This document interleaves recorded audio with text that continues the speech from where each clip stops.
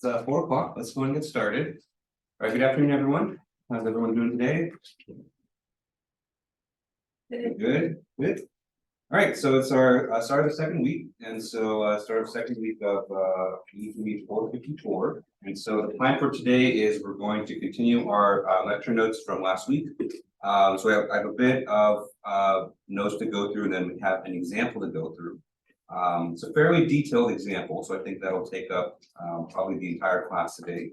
But I think the example will be helpful because it'll illustrate all the concepts and ideas that we've been talking about, last class and today as well. All right, so a couple announcements. I know there are some of you that are still on the wait list, and so on Friday, so what I did Friday morning was I looked at how many students were on the wait list, and then I put in a request to the department to increase the capacity of the class so that everyone could get in from the class.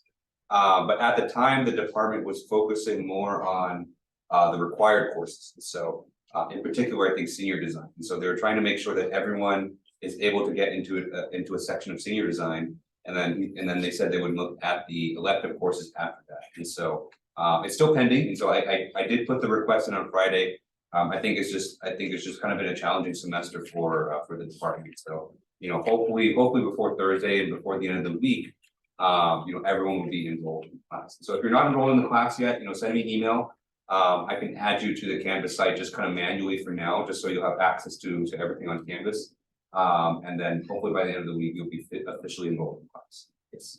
So it's like for sure that they'll add the extra people, or they're still deciding if they're gonna let us in or not?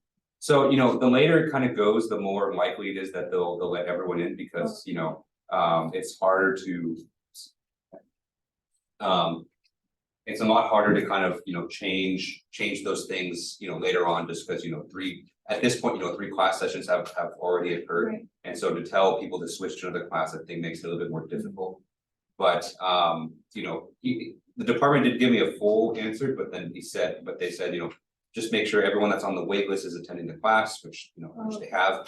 And, then they'll, I think for this class, it shouldn't be an issue just because there's not that many people on the wait list. It's the class I teach after this, I think is more of an issue because I had more on the wait. So I think everyone in this class should be safe. Thank you. Yeah. Mhm.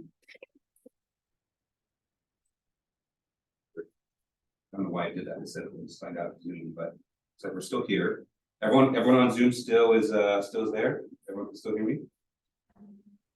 Yeah, we can hear you. Okay, good. Okay. All right, any other questions before we get started for today? Okay, all right, so let's go ahead and pick up where we left off last Thursday. And so we are talking about kind of the basics of optimization.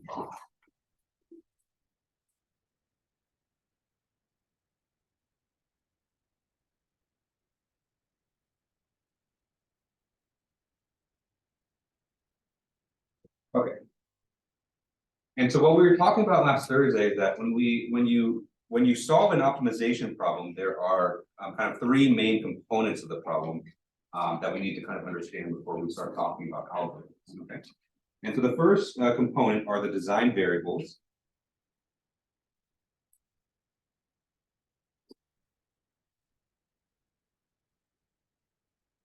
Okay. So we spent quite a bit of time last Thursday talking about the design variables. And so the design variables are basically the parameters or variables or settings in your, in your engineering design problem that you have kind of freedom to choose. And the values of these variables, affect the performance of your system. Okay.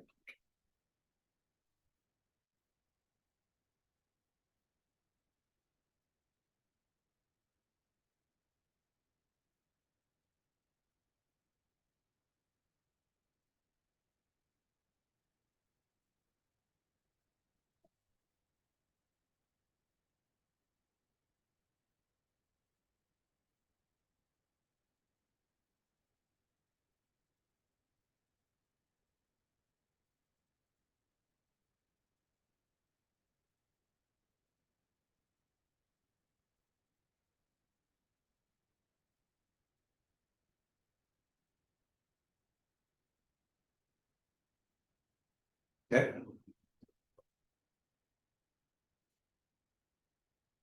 And so another way to think of the design variables is that, whenever you have an engineering design problem, part of the problem is that you're trying to determine, what are the best values for these variables. And so they can be anything from, the physical dimensions of your part, the height, the width, the depth. It could be, how much power maybe you input to an engine or something like that, right? So these are the variables that you have control over and, that you want to find the optimal values for. Okay. Okay, number 2 are the constraints.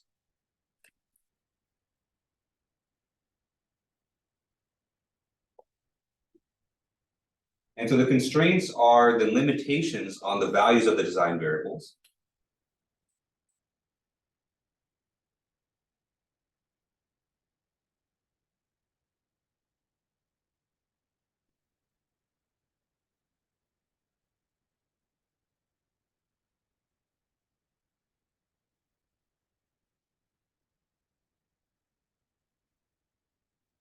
Okay. So constraints are really important because if and you'll kind of come to understand this later once we do some algorithms, but a lot of the algorithms that we're looking at by themselves, they don't make any assumptions on the values of the parameters, right? But a lot of times these design variables that we're looking at, they represent real physical things. And so, if, like, for instance, it doesn't make sense to come up with a negative number for the length of something, right? Because having a negative length makes no sense at all. And so we apply constraints to make sure that the values of the parameters that we get, actually make physical sense. Okay. And so from the constraints, we kind of discussed this idea of a viable design or viable design. Okay.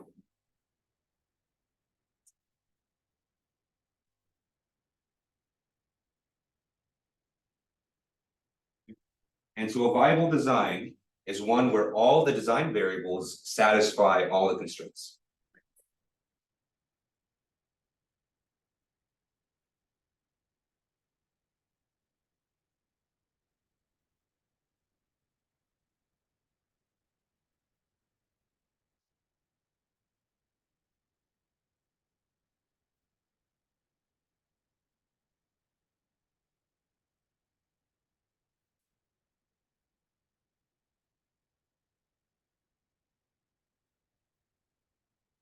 So we'll be using that terminology all throughout the class. Question, yes. So to clarify, viable is synonymous with valid.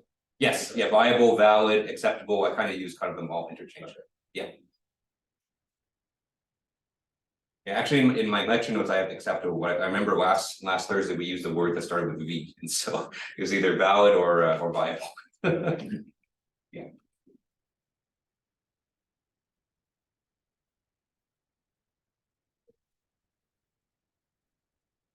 All right, so those are the first two components, and so that's mostly review from last Thursday. And so today we're going to start with the third component. You know, not any more important than the others. You need all three components, but the third component is what we call the objective function.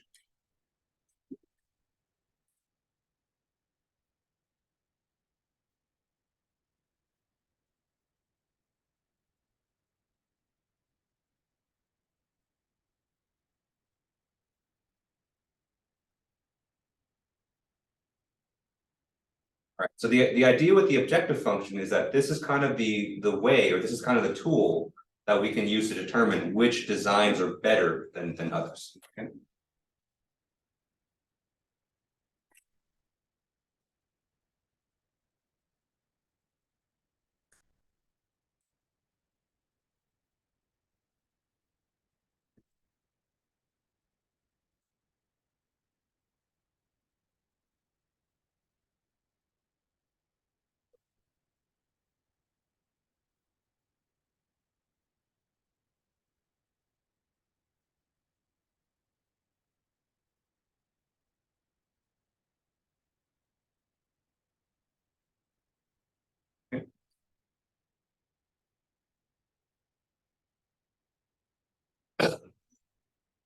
So this is an essential part of optimization, and this is what's going to allow us to find, you know, what we define as the most optimal design.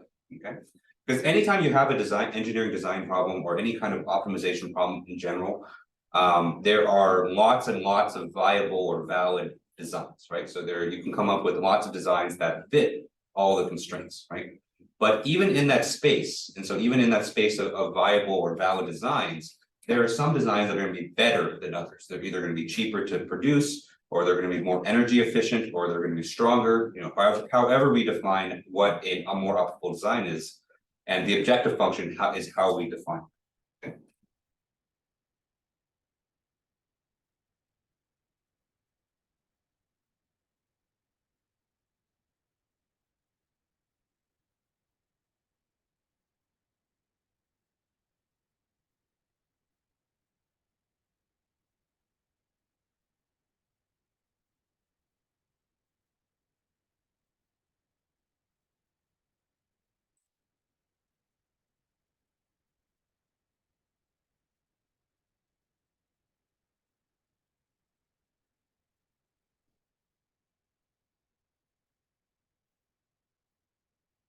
Okay.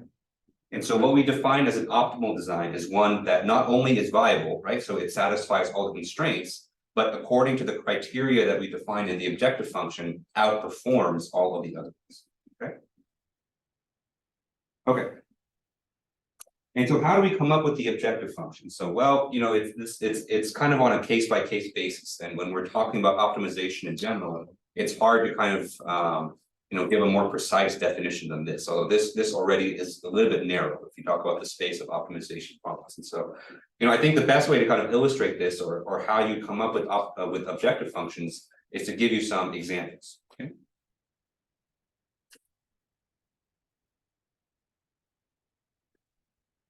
Okay. And so let's do an example in aerospace. Okay.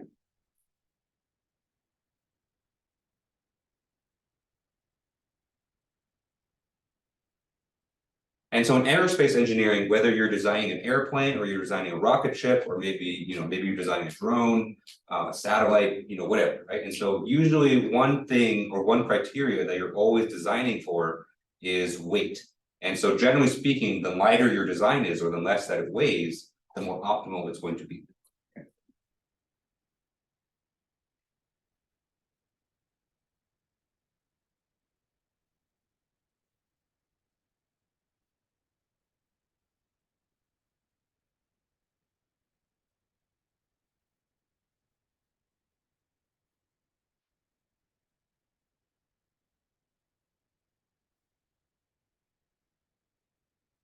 And so with that in mind, let's say that you're running an optimization algorithm, or you're running an optimization on the design of an aircraft. Okay, maybe your objective function, or at least one part of your objective function, will be the weight of that aircraft, and you're going to look to minimize that weight as much as possible. Okay.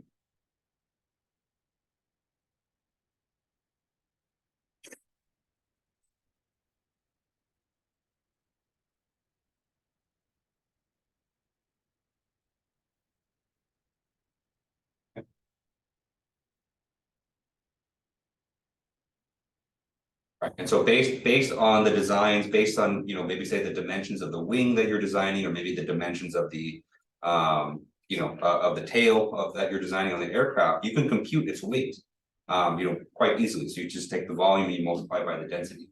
And so and then you can use that weight as your objective function and try to find the design with the minimum amount of weight.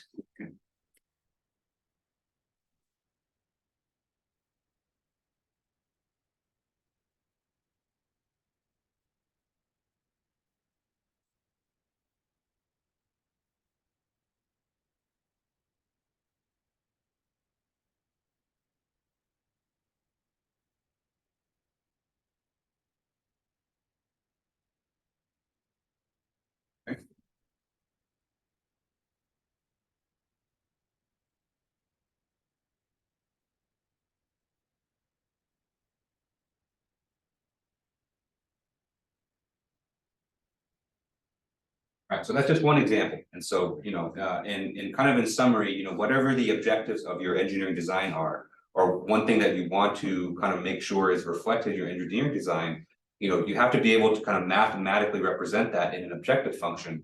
And then that's how the optimization procedure can take it from there. Okay. Let's do another example. And of course, these are just kind of, there's no calculations here. We're just kind of talking through it. But these are just to kind of give you ideas of what some objective functions can look like. Okay.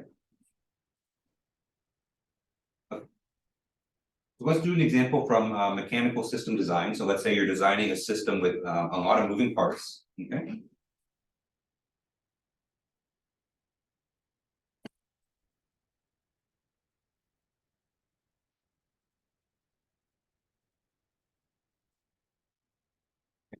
So we have lots of gears, lots of shafts, a lot of pistons, things of that nature. Maybe you're designing kind of the mechanical components of an engine. Okay.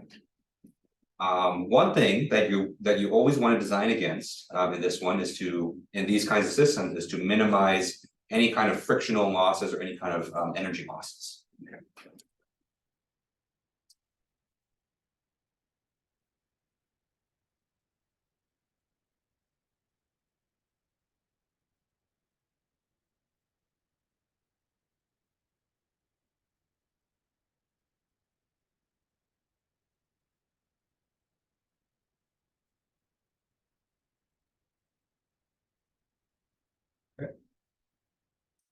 And so with that in mind, you can maybe, based on the design of your system, you can come up with an equation that totals the amount of frictional losses in your entire system, and then set that as the objective function.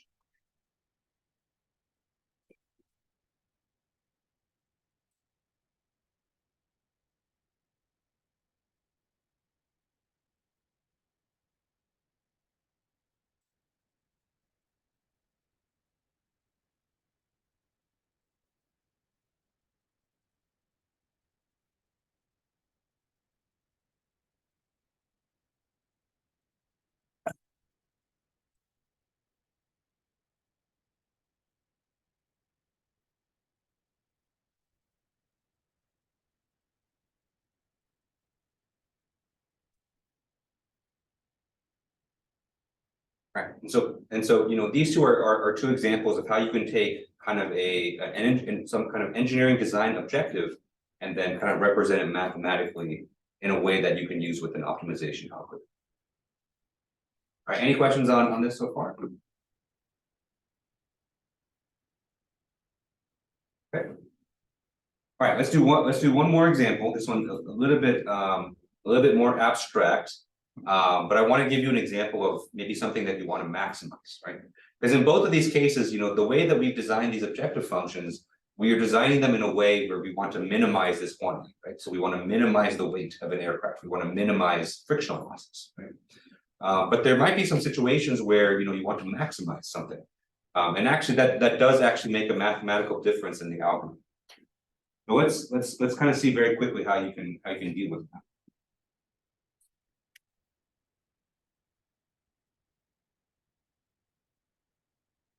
Because most algorithms just by default are designed to minimize the objective function. Okay. And you know, don't ask me why it's designed that way. That's just, you know, a lot of the algorithms you can very easily design it to go the other way as well. It's just that, you know, whoever came up with these algorithms decided that minimizing is the standard and then everything should fit to that standard. So it's kind of one of those things in engineering. Okay. Okay. Let's say that, you know, we're designing, we'll also do mechanical system design. And let's say that we have a way or an equation that can quantify the efficiency of the system. Okay.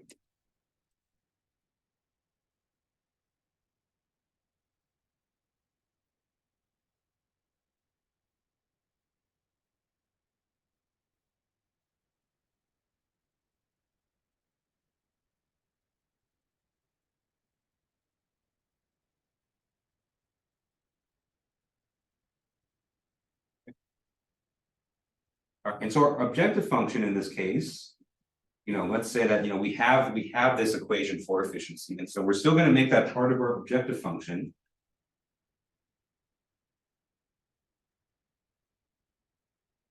Okay. And so however we compute efficiency, you know, usually it's a function of the design variables. And so however we compute that, you know, we're going to make that part of the objective function. But instead of just leaving it by itself, we're going to put a negative out in front.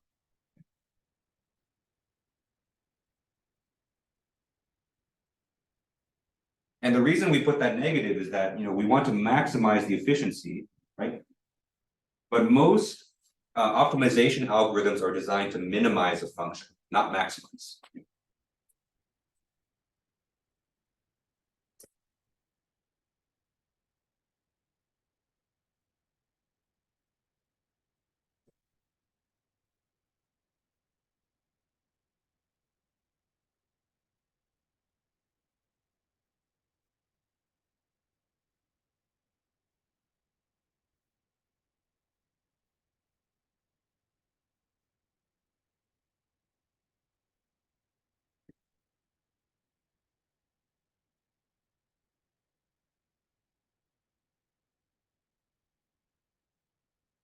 And so if you want to maximize something, or if there's an engineering objective that you want to maximize, you have to take its negative in the objective function.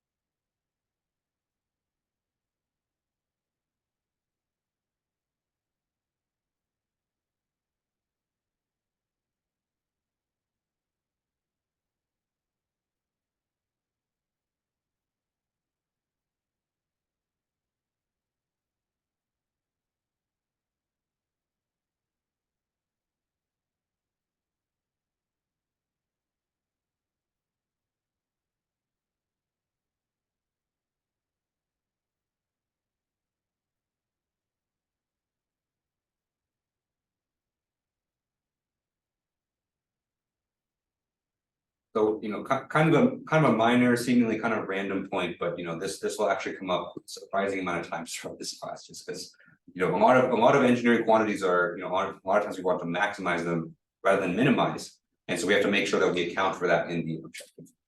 Okay. All right, one last point before we jump into a detailed example, is this idea of plotting your objective surfaces. So let's go ahead and make a definition for objective surface.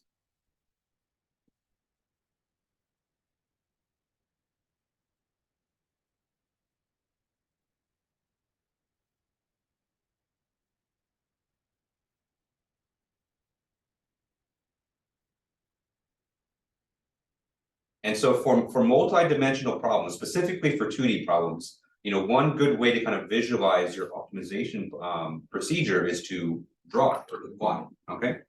And so if you remember from last Thursday, we did this with our constraints, right? And so we visualized our constraints by kind of plotting them in kind of a Cartesian axis, right? And so the idea of an objective surface, objective surface, or objective line, or objective curve, has lots of names, is to kind of do the same thing. And so this is a way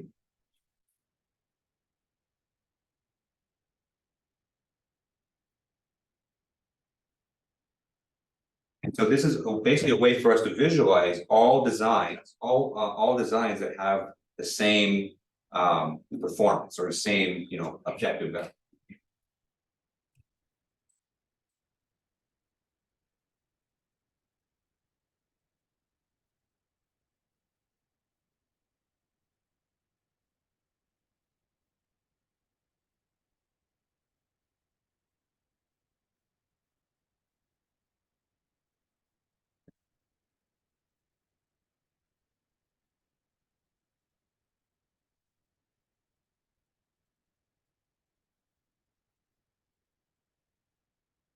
And the way that we obtain our objective surface is to set our objective function equal to a constant, and then plot it, and then basically make a curve of one design variable relative to the other.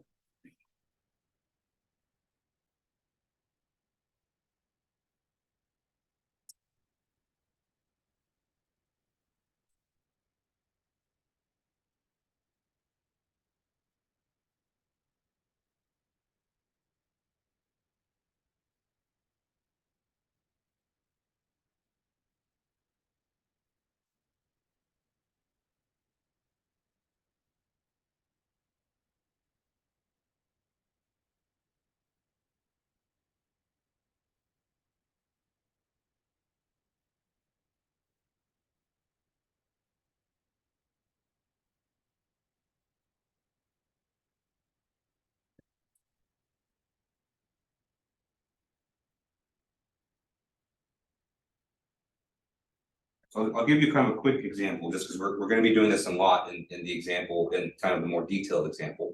Okay. And so let's say that we have a two-dimensional optimization problem. So we have two design variables. I'll call them X and Y.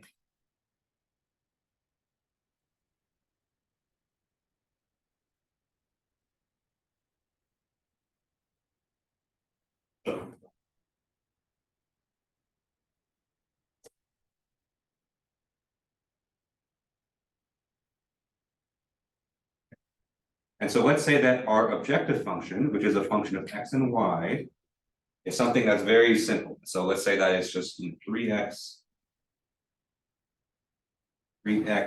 plus 2. Okay.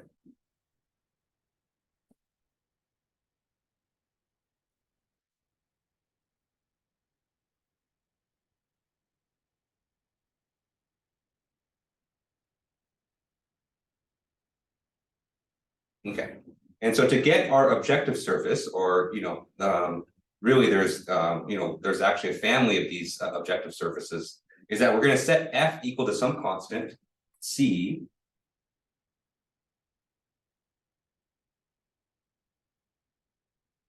C is some constant.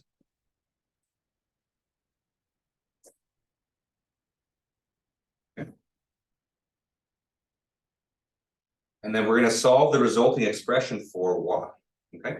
And that's going to allow us to plot something in the xy plane.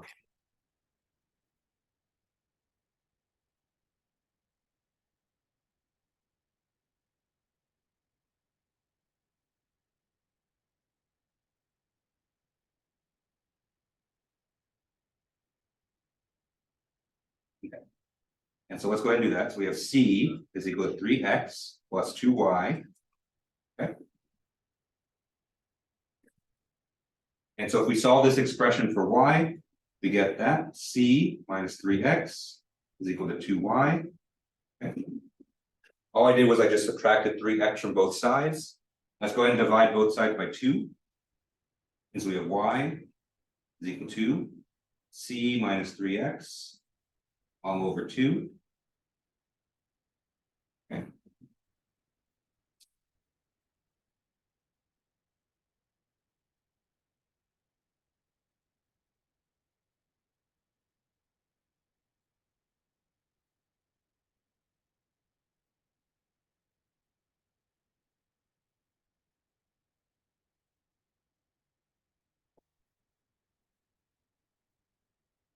And so now that we have the our expression in this form, we can plot this, we can plot this on the xy plane for different values of C.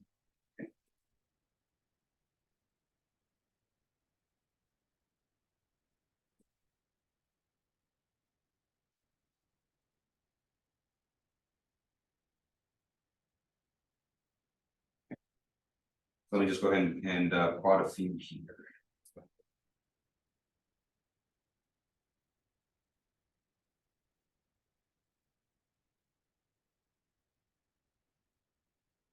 Okay. All right, so remember, we're going to get a family of curves, and so we're not just going to get one curve, and so depending on the value of C, that's going to give us different objective curves. Okay, and so let me start with red, and so let's start with C is equal to 2, and so when C is equal to 2, and we plug that in, we have 2 minus 3x divided by 2, and so that is going to be 1 minus 3 over 2x. It's going to look something like this. So this curve here is if C is equal to 2.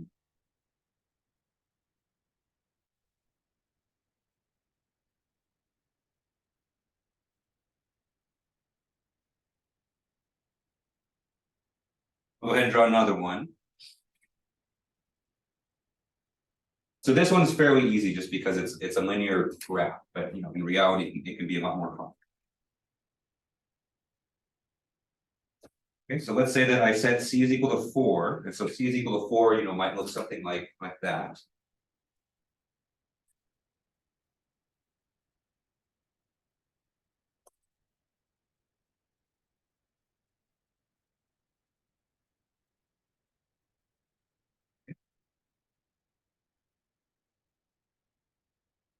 So if we said C is equal to 6, then that's going to be another line, and so that's going to be a little bit higher, right? If you look at the general equation that we have there, it's basically just a linear equation. So we have mx is equal to mx plus b, except because of the position of C, it's b plus mx, right? And so the higher we make the constant C, it's going to basically push the y-intercept of our graph higher and higher. Okay? And of course we can go the other direction too. And so if we set C is equal to, C is equal to 0, okay, that might look something like this. Ink was a terrible idea, it's purple.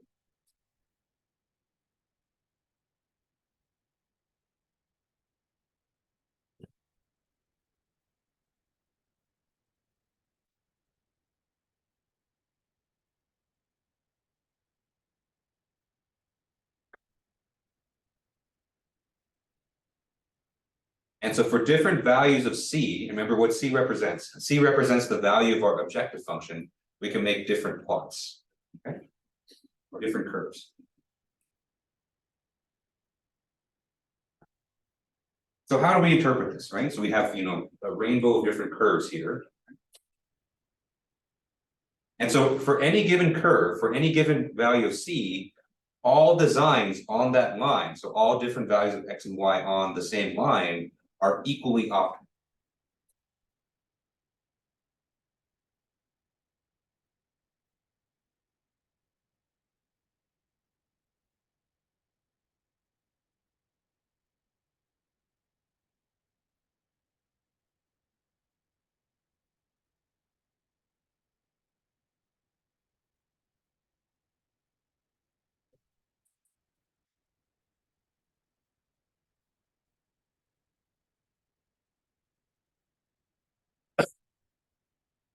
So this is just to reflect the fact that, you can have two different designs, right? So two different values or two different sets of values for the design variables.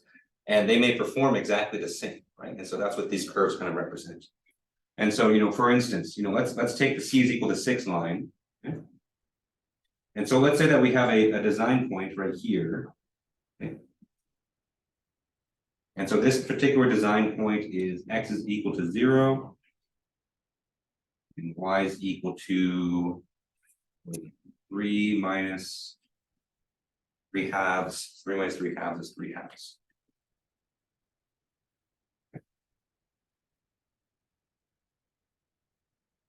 And so if the next design that we consider, if it's still on that same green line. And so let's say that we look at a design over here, right? So we'll call this P1, P2. Okay. Since P1 and P2 are on the same objective curve, then they have the exact same performance, right? Visually, they may look different, right? And so X and Y are the dimensions of a box or dimensions of a square, right? They may look different, but in terms of how we define performance, they perform exactly the same. Okay.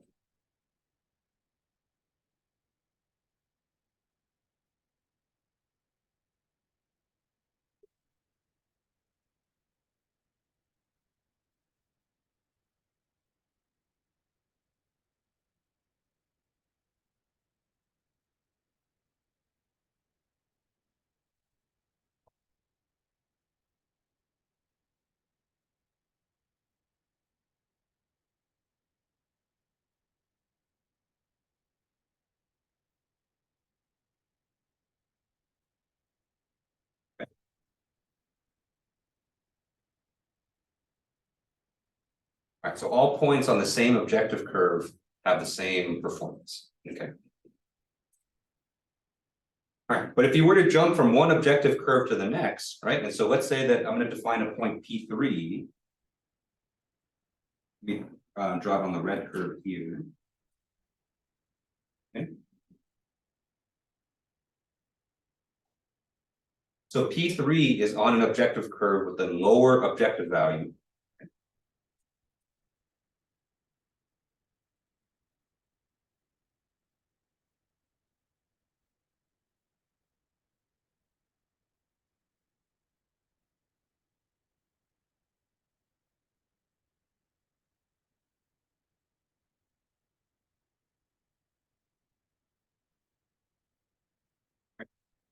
And so curves with lower values of C in this case.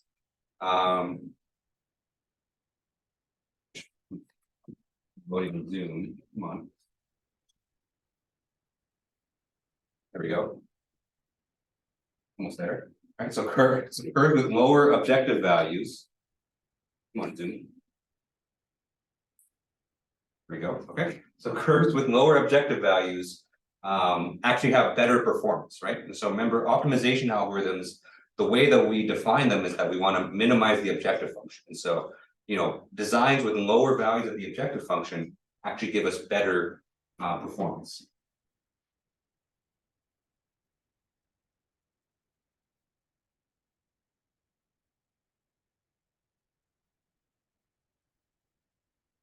And so this particular case, the point P3 that I drew, which is on the C2 curve, right? C is equal to 2, this will have better performance than P1 or P2.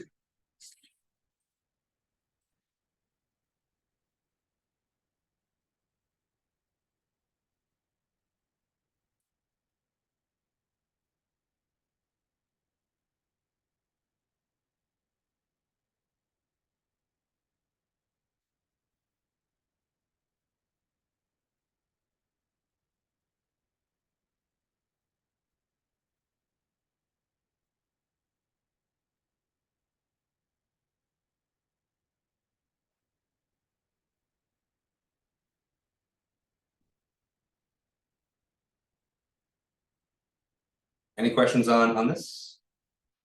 Yeah. Does C have to be like a positive integer? That's a great question. So there's actually no limitations on C. So you can make C as negative as you want, which then kind of begs the question. So why don't we use C is equal to -10 or -20 or -30, right? Because if by decreasing C more and more, that gives us a more optimal solution, what's stopping us from going to like negative infinity, right? And so what's stopping us usually are the constraints. And so, what we're going to see in the next example is that we're going to plot the constraints, constraint surfaces as well as the objective surfaces.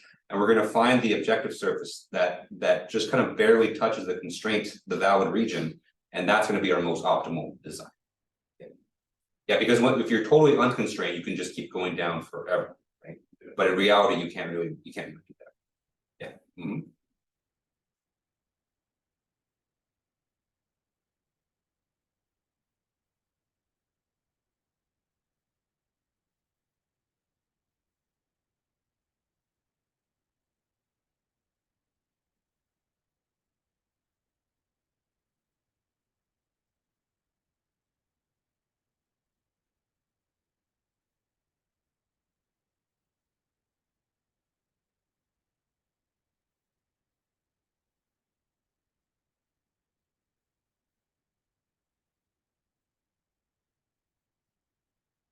All right, so that was a lot of information. I know kind of a lot of very abstract information, but I think, so the next example that I planned is kind of more physical in nature.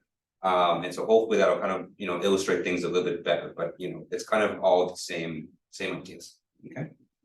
And so, I'm kind of leading this class, just overall as in general with this kind of visual presentation, because I think, at least when I learned optimization, I remember the professor kind of jumped straight into the algorithms without really taking time to define all this terminology or to visualize it or to kind of get some intuition. And I remember it being very disorienting, but I'm hoping that by taking this time to define design variables, the objective function, the constraints, with this kind of visual presentation, it will hopefully give some good intuition in terms of what exactly we're doing with all these algorithms, because it's otherwise it's very easy to kind of get lost in everything.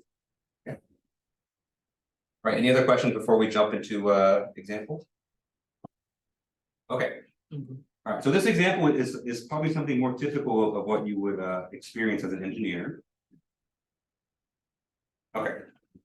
And so let's go back to kind of the problem that we started with last Thursday, where we want to design a structural column.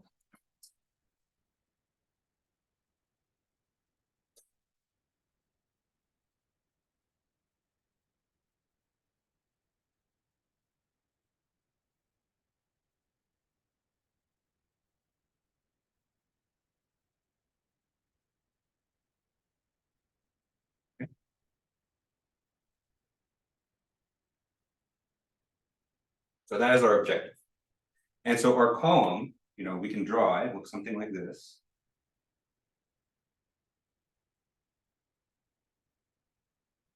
So I've kind of separated it from the building that it is a part of.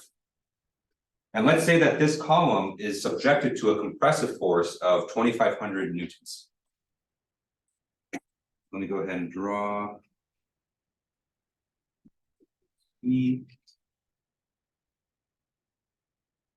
And we have 2,500 newtons. Okay.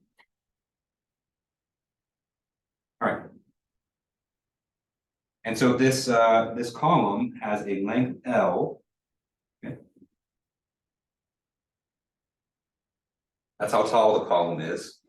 And we also have free reign over the cross section. And so the cross section, in this case, we'll keep it simple. We'll say it has a circular cross section. In fact, it looks like a tube. Okay. And so the cross section looks like this. So it's a basically concentric tube like this. Okay.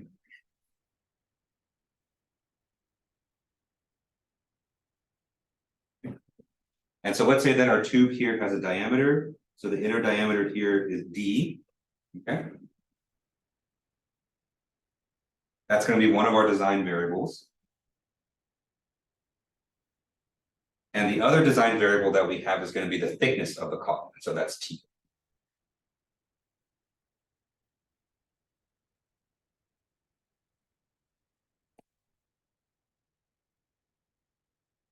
And so for this problem, we're going to make the assumption, just to make our equations a little bit easier, we're going to assume that the thickness T is relatively small. And so we're going to assume we have a thin wall, basically a thin walled structure.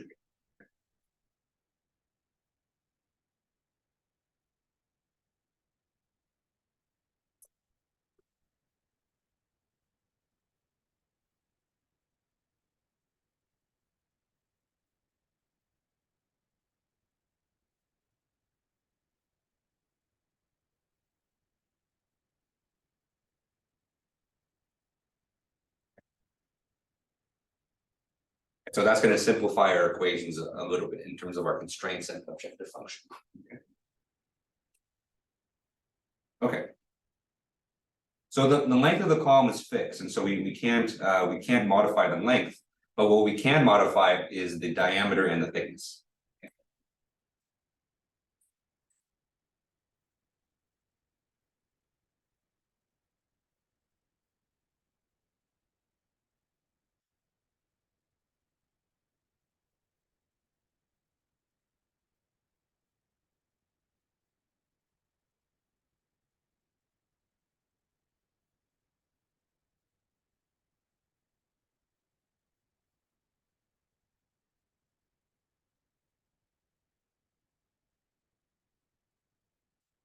And so since the length L is fixed, we'll say that, that's due to the dimensions of the building. We can't really make that larger or smaller. The length L is not going to be one of our design variables because we can't modify it. Okay. But since we can modify the diameter and the thickness, those two variables are going to be our design variables.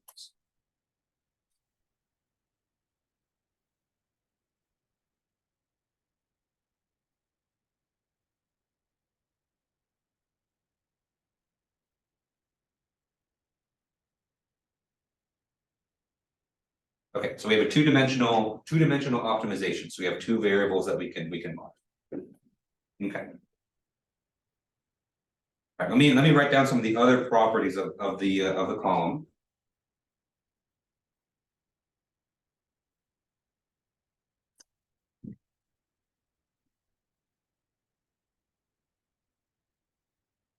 Okay, so let's start with the Young's modulus. And so the Young's modulus for the column, call that E, is equal to 0.85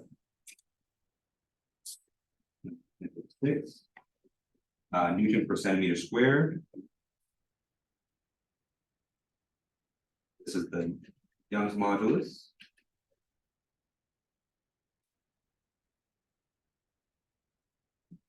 Or elastic modulus, whatever you call it. We have the weight density. And so the weight density here is 0.0025 Newton per centimeter cubed.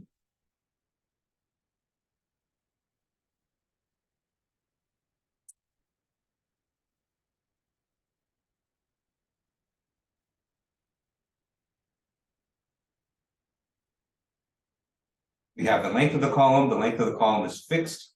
And so the length of the column is 250 centimeters.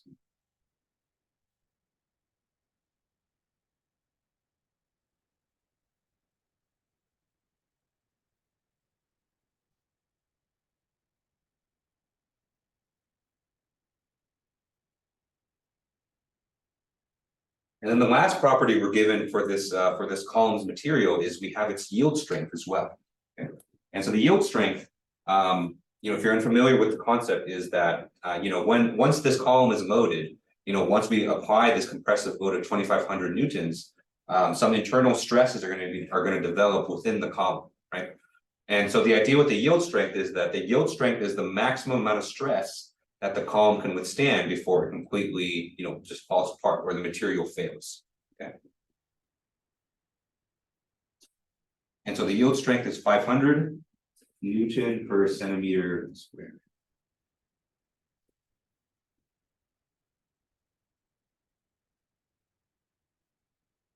So let me put a box on. It's just easier to read.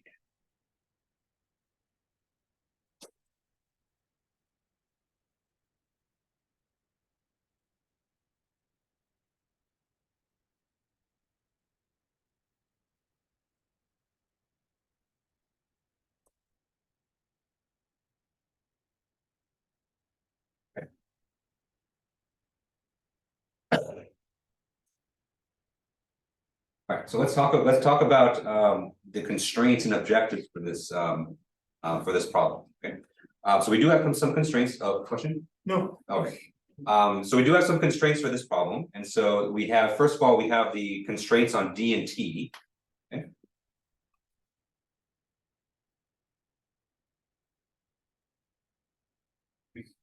And so the diameter D of the column should be between 2 centimeters and 14 centimeters.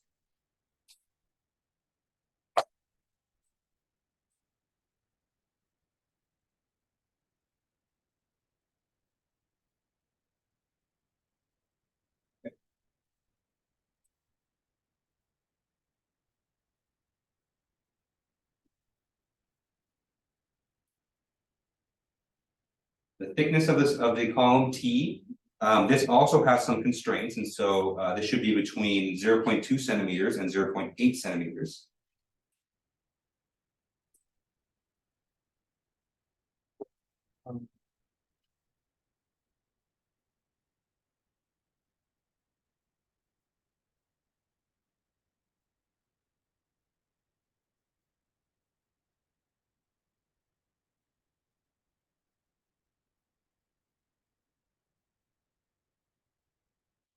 All right, so those are pretty straightforward, and so those are just constraints on the physical dimensions of the column itself.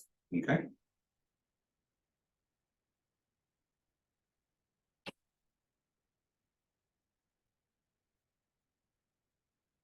All right.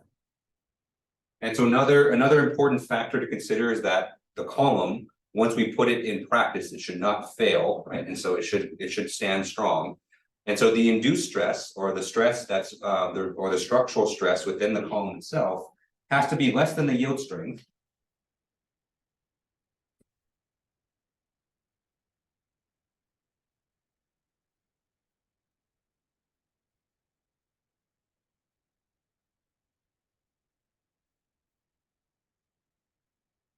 Okay. And so however we design our column here, it has to not crumble. Okay. And so in addition to yield strength, whenever you have a long object that's under compressive stress, you have to be concerned about buckling as well, right? And so the induced stress also has to be less than the buckling stress.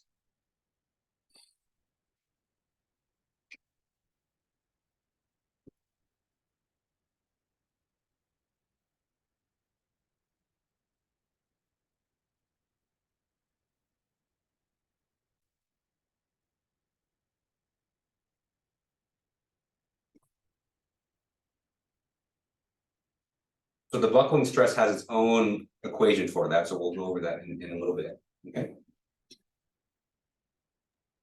Do these kind of have to do with like safety factor? So we'll assume no safety factor in this case, but in reality, yeah, you can account for safety factor. Yeah, the way that you would account for that is, maybe you do yield strength divided by 2 or something like that, and so that would be one way. If you have a safety factor of 2, that's how you would. But for now, just for simplicity, we'll not assume any safety factor. This problem's already kind of getting a little complicated as it is.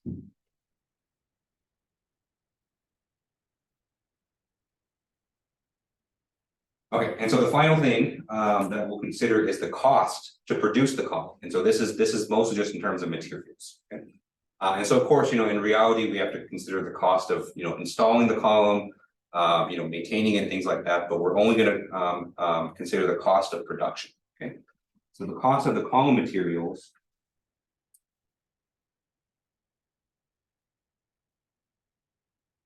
should be minimized.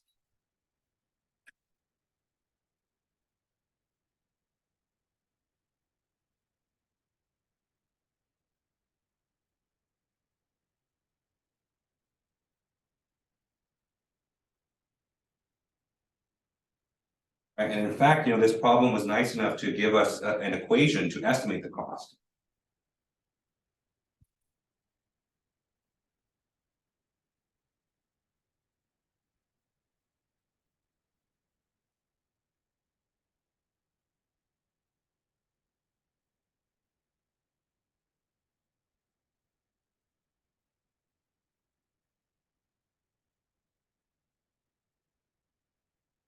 And so the equation that's given to us is 5 times W plus 2. For W here, this is the weight column. And little d here, of course, is the diameter.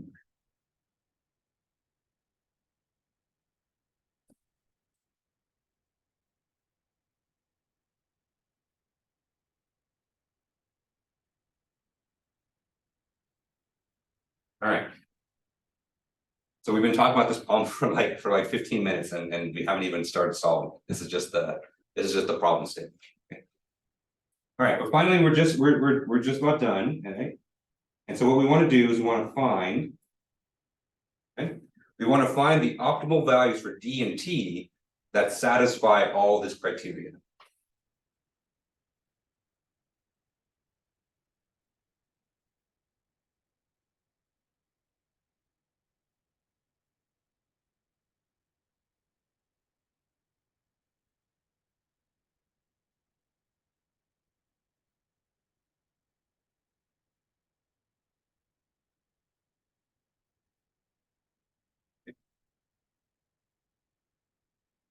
And so there's a lot going on in this problem, but it's I think it'll be kind of a really good illustration. And so take all these kind of very abstract kind of optimization concepts and kind of give you something that you can kind of hopefully kind of visually and kind of tangibly kind of see.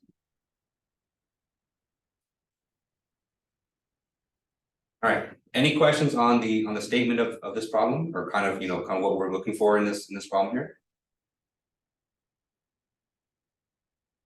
Okay. All right, so let's go ahead and get started. And so let's start with the constraints, right? And so I think kind of the easiest place to start would be to look at the constraints and kind of visualize that in a Cartesian plot.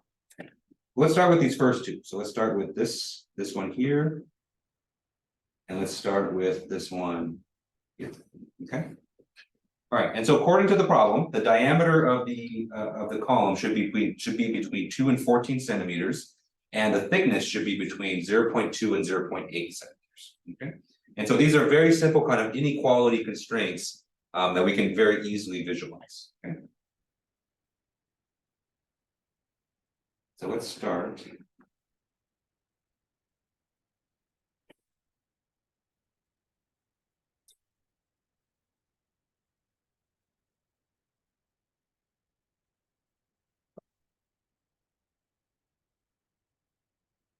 So we're going to start by visualizing those constraints. Okay, so let me kind of repeat them here just so that you can see, and I'll put them in kind of an easier kind of mathematical form. Right? So the diameter should be greater than or equal to 2 centimeters, but also be less than or equal to 14 centimeters. Okay.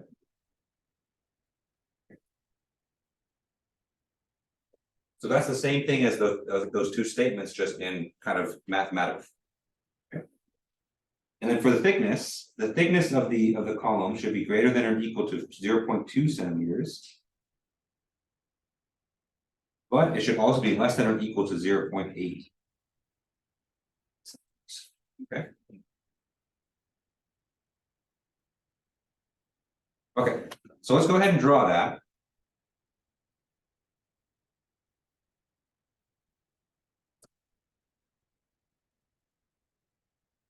All right, so I'm going to go ahead and draw my Cartesian axis here. Our two design variables here are D and T. Okay, and so I'm going to put D on the horizontal axis. Okay, and then I'm going to put T on the vertical axis. Okay.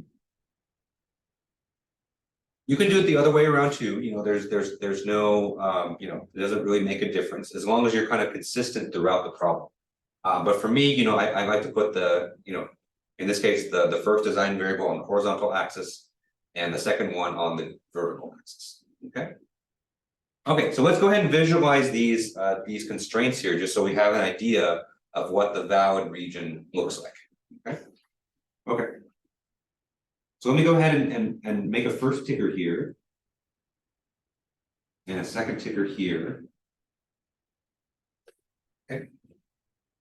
And so we know from the problem that the diameter has to be between 2 and 14. Okay.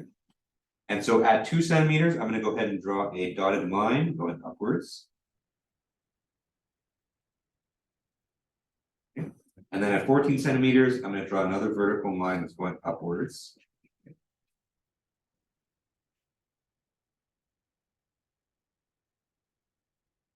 And so we know that our design, you know, whatever we choose for the optimal design has to be between these two kind of goalposts, okay? And I'm gonna do the same thing for T, and then I'm gonna mark two places on the T axis.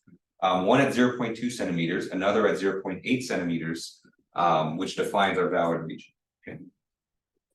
2 centimeters. 0.8 centimeters, okay? So I'm gonna go ahead and draw dotted lines here.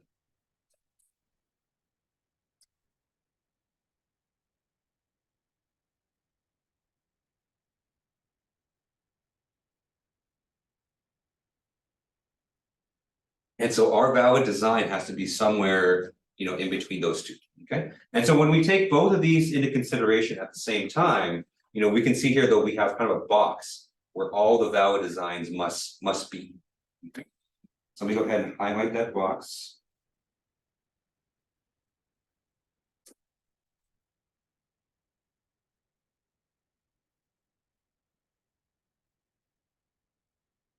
Okay. And so inside this box is where all of our, you know, valid designs will be. So this is our valid region or viable region.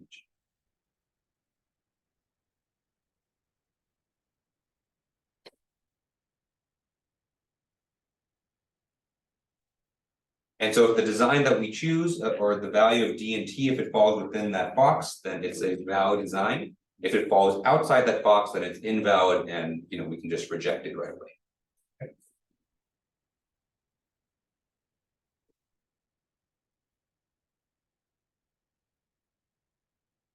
All right.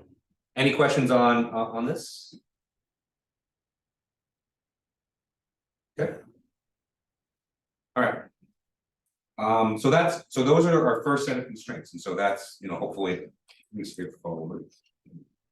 And so almost any engineering design problem will have constraints of this form. And so getting used to drawing kind of boxes in this region is something that's useful to do.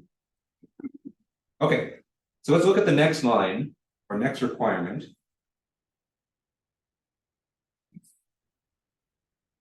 And so the next requirement that we have is that we're saying that the induced stress or the stress within the column has to be less than the yield stroke. Okay. Okay, so let me go ahead and write that down here.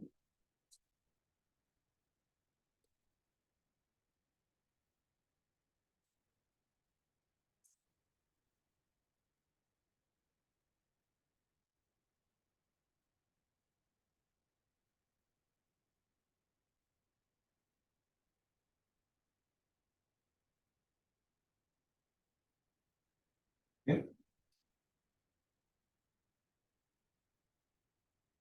Right, so the induced stress must be less than the yield strength. Our yield strength is 500 newtons per centimeter.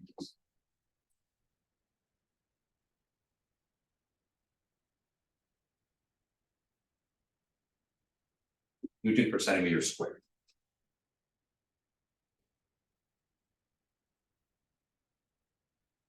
So let's pause here for a second, right? And so we have this statement here, and so what we're saying is that whatever design that we choose, you know, it has to have a yield strength less, or it has to have an induced stress less than this. Okay? And so here's where kind of our first kind of big question comes into play, right? So we have this criteria, and so the question is that, you know, is this going to be a constraint? Okay, is this a constraint that we're going to impose on our design variables?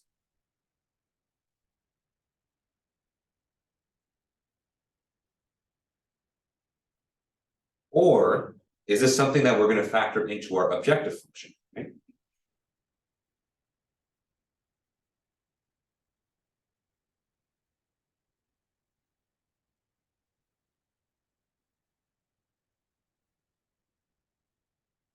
Right.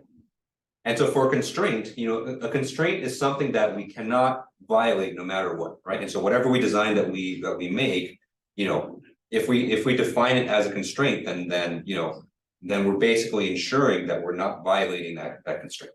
Okay. On the other hand, if we make this part of the objective function, then what we're basically saying is that, designs that have less stress or stress that's further away from the yield strength are more optimal. Okay. And so, the question is, which is kind of more appropriate here? And the answer to this is, for this case, because it's a question of failure, we're going to incorporate it as a constraint. Okay. And so even though it's true, right? It's true that a column that doesn't fail is more optimal than a column that does fail, right? In general, you don't want your columns failing. You can't have your column, you can't leave that kind of up to chance. And so we want to implement this as a constraint. Okay. One way that you can tell whether something should be a constraint or part of the objective function is to read a little bit of the verbiage that's included in the problem. Okay. And so if you kind of read the statement there where the induced stress must be less than the yield strength, right? If there's like a must or has to or have to, then that's a big hint that this should be a constraint. Okay.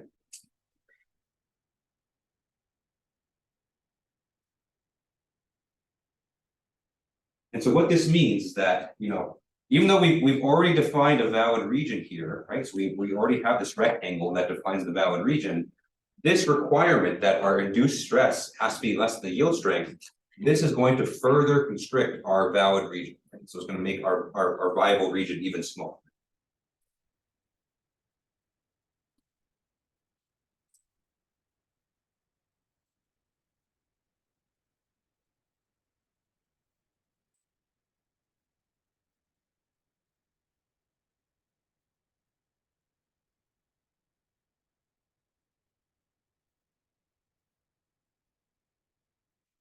And you'll see that kind of visually happen in a second.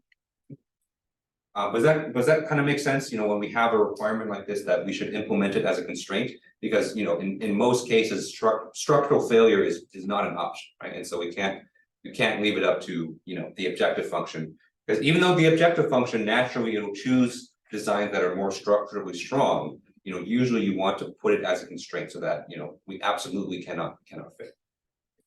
Any questions on that? Okay. All right, so let's kind of see how we're going to implement this as a constraint. Okay. All right, and so to implement this, we need a formula. Okay. And so we need a formula for the induced stress in a column.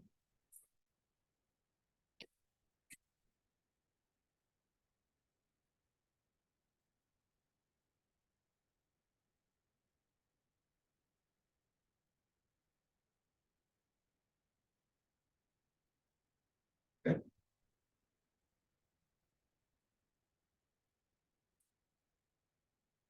And here's where our thin wall assumption is going to come into play. Okay. And so generally speaking, the induced stress in an object is the force, either compressive force or tensile force. And so in this case, we know what that is. And so in this case, we know that our column is being subjected to a compressive force of P.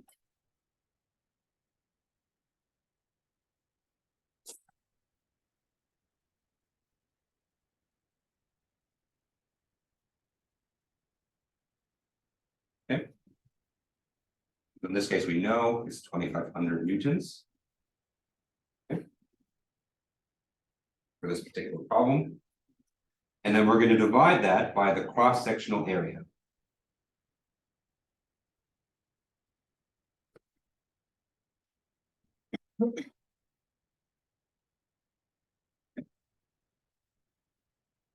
So the typical definition of stress, we have just force over area, same as its units. Okay. For our particular column, our cross-sectional area is going to be pi times the diameter times the thickness. Okay. And so we basically take the circumference, which is pi times diameter, and we multiply that by the thickness. Okay. And this is a formula that we can use just based on the fact that it's a thin wall structure. Okay. Okay. And so if we plug that in, then the induced stress, sigma I, is equal to 2,500 divided by I dt. Okay.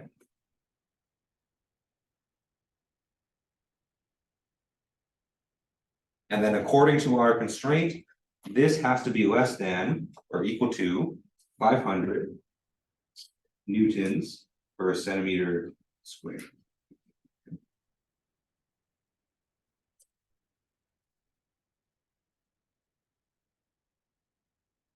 So this is our expression of the constraint here.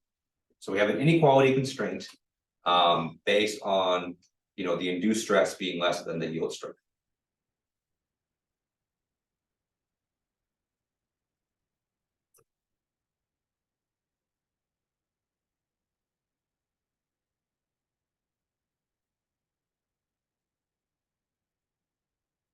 Okay. So now that we have this formula here, you know, we want to be able to visualize this on our plot up here, okay? And so let's kind of rearrange this mathematically to allow us to plot this.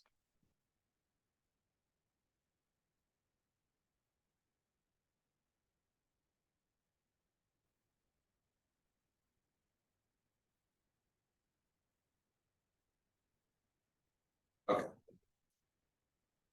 And so to plot this, you know, I'm going to solve this expression for t.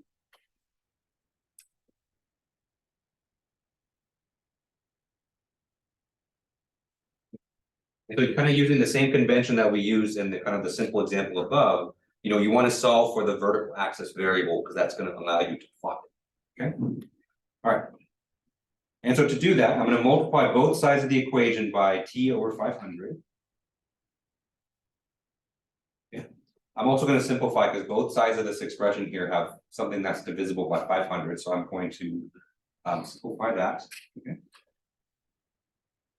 And so if we do that, we get t must be greater than or equal to 5 over pi .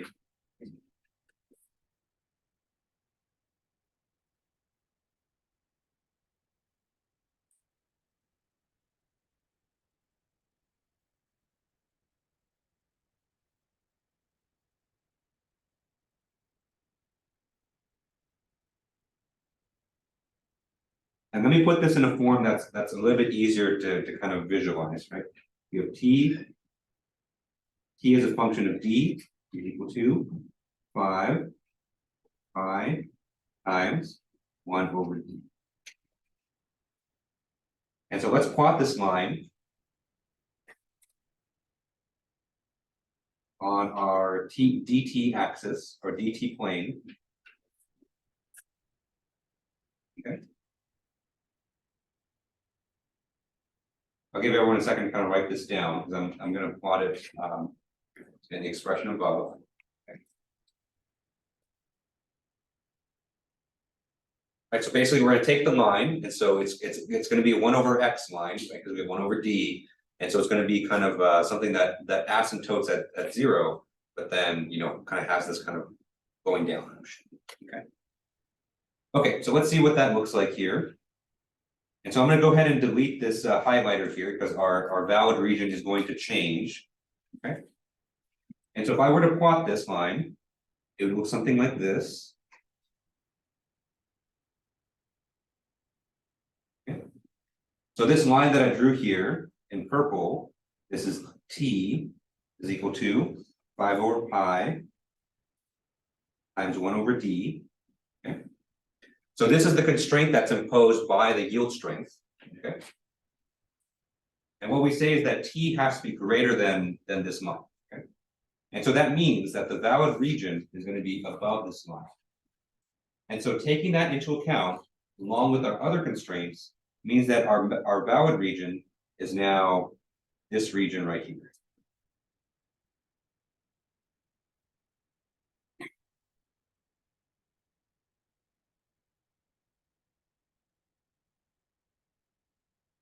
And so this region here in the bottom left, so let me go highlight it in red. Okay.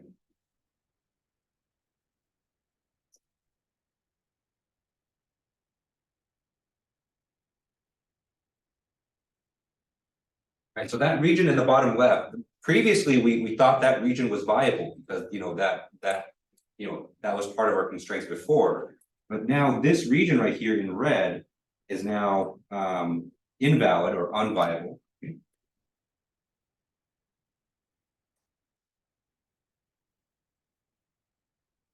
And the reason it's not viable anymore is because this violates our yield strength constraint.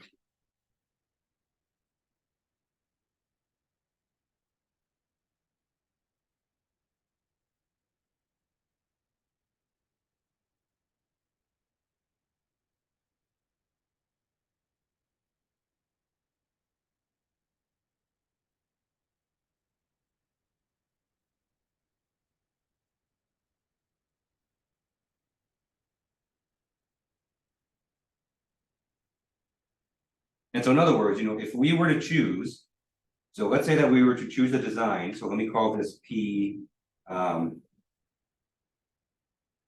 put it right at the corner here, so we'll call this point, I use P up there. So we call this, all the good letters were taken. We'll call this point C here. Okay. And so let's say if we have design point C, which has a diameter of 2 centimeters, and a thickness of 0.2 centimeters. Okay.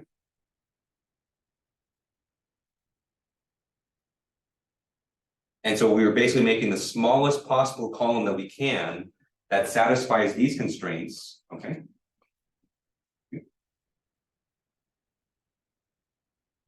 If we were given just this problem and just given that the fact that our diameter and thickness have to be within these ranges, and we want to make it as cheap to produce as possible, this is the answer that we would come up with, right? And so we'd make basically the smallest column possible. That would be the smallest that we can produce, right?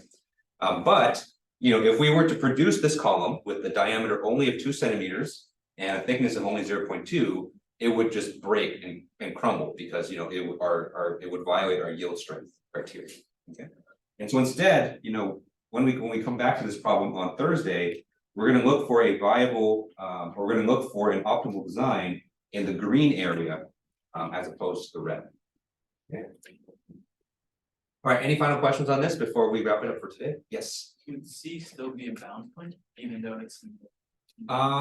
Yes, technically it would be a bound point because it's sitting on the constraints, but it's no longer viable because it's not in the viable.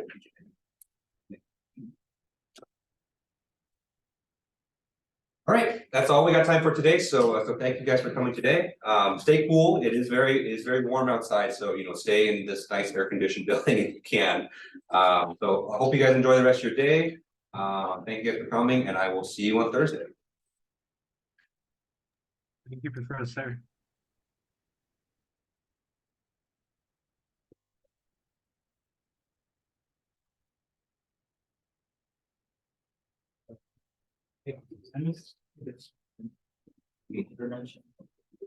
Yeah, so I put in the request on Friday to add the students from the wait list. But what's happening right now is that the department is focusing more on the required classes, mostly the senior design and the lab courses, to make sure that every student can get into those.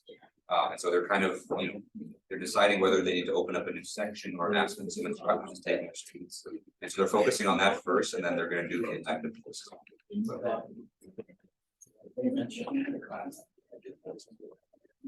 Yeah. So for 410 is an interesting spot because it's at the same time spot as the other kind of, and 410 has a lot more students than the other ones, and so normally it's not an issue, but I think one of the other electives is a little bit. So I told the department chair that everyone that's on the wait list for 410 has been attending, and so I would really like to add them all. And usually he says yes, but that's kind of what they're. But what I also said today is that as we kind of get further and further along, if you were to switch to another tech elective, you'll already miss 3 lectures, already kind of. Yeah, and so I think the longer it goes, the more likely it is that. Okay. It's just that 410's in that position where I have to be students for 410, and then another elective may only have like 17, which I don't mind. It's just for for kind of funding and stuff like that. It's good if all the balance, like even for the it's a topic that you have to.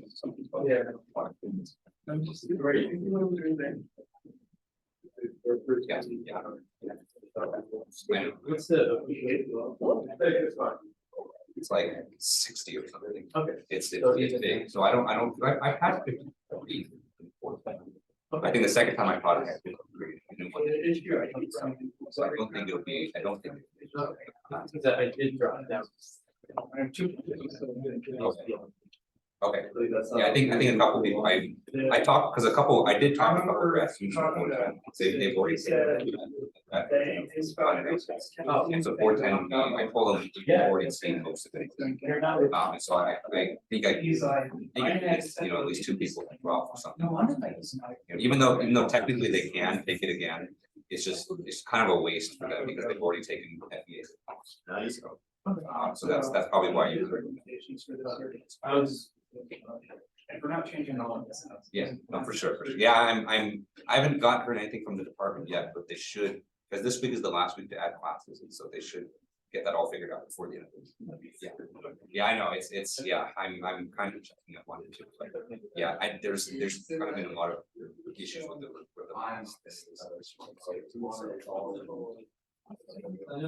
Yeah, yeah, I know, I think. It's a lot of issues, honestly, and it's kind of more internal stuff. Yeah, they're trying to figure that out. Okay. Yeah, I know. Once I hear an update, I'll let you know.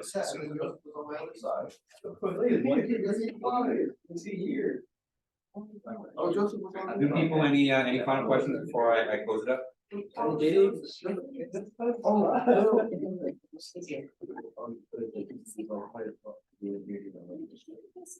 Okay, all right, I'll see you guys on Thursday.